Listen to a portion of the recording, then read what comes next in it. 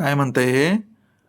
डॉलरचा रेट ₹91 झाला आहे, याच्यावर काहीतरी बोला. अरे, अरे काय बोलायचं? फायनली डॉलर ₹91 झालाय. आता फक्त काही दिवस आणि डायरेक्ट डॉलर ₹100 ला होणार.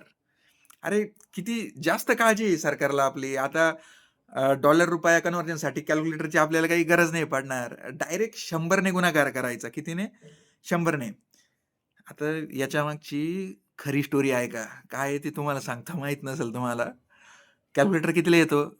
₹200-300 ला, ₹200-300 ला येतो आणि प्रत्येक कॅल्क्युलेटरवर काय लिहिलेलं असतं? काय?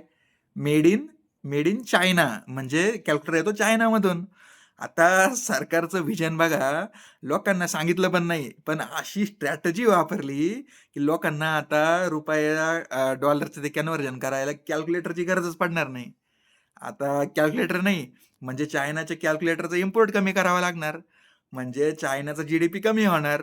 अरे आणि आता आपला आत्मनिर्भर भारत डायरेक्ट 100 ने गुणाकार. समजलं का?